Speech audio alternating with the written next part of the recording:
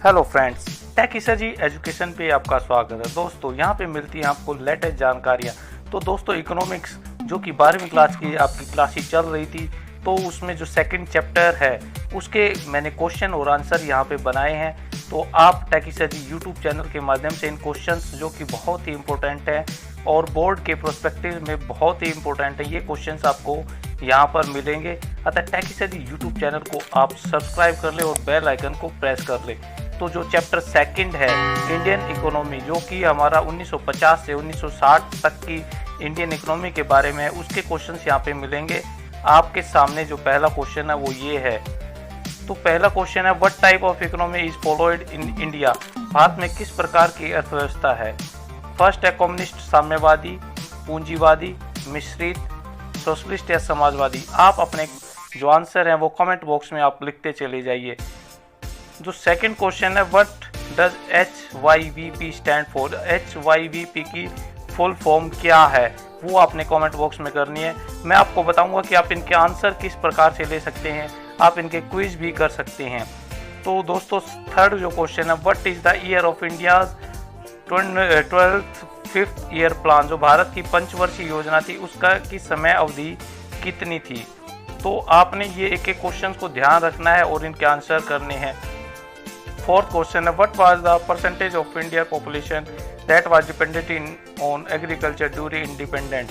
स्वतंत्रता प्राप्ति के समय भारत में कितने प्रतिशत जनसंख्या कृषि पर निर्भर थी? आप आंसर लिखते जाइए कमेंट बॉक्स में, लाइक जरूर कर दीजिए।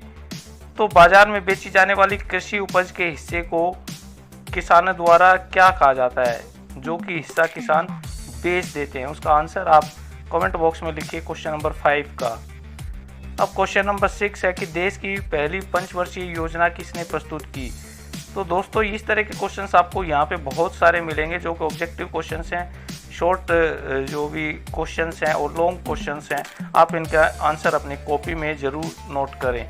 क्वेश्चन 7 है, भूमि सीलिंग को परिभाषित करें। डिफाइन द लैंड सीलिंग क्या होती है? तो इनके आंसर आपको मिलेंगे डिस्क्रिप्शन के बॉक्स में, आपको इनके आंसर मिल जाएंगे। डिस्क्रिप्शन में एक गूगल फॉर्म है जिसमें इनके क्वेश्चंस है, आप उनमें अपने अंक चेक कर सकते हैं और साथ ही आंसर भी प्राप्त कर सकते हैं। 8th क्वेश्चन है, who is the father of high yield variety seed? तो हाई यील्ड वैरायटी सीड के पिता किसे कहा गया? बहुत इंपॉर्टेंट क्वेश्चन है और ये कई बार क्वेश्चंस 11th में भी कई बार आपका आया था, जो कि अभी 12th में आपके आएगा। तो क्वेश्चन नंबर 9 है, अर्थव्यवस्था को प्रभावी परिभाषित कीजिए। बहुत ही सिंपल और ये शॉर्ट क्वेश्चंस आता है, आपका 2 नंबर में आपका क्वेश्चंस आ जाता है। तो क्वेश्चन नंबर 10 है, भारत में योजना आयोग की स्थापना किस वर्ष में हुई? अब योजना आयोग नहीं रहा है, उसके बदले नीति आयोग ने स्थापित हो गया है, लेकिन ये क्वेश्चन कई बार क्वेश्चन आता है। तो क्वेश्चन नंबर 11, 11वीं पंचवर्षीय योजनाओं में क्या प्राथमिकताएं थी? ये भी शॉर्ट टर्म में और ऑब्जेक्टिव क्वेश्चंस ये आपका कई बार आ जाता है कि हमारी जो पहली और दूसरी पंचवर्षीय योजनाओं की क्या प्राथमिकताएं थी।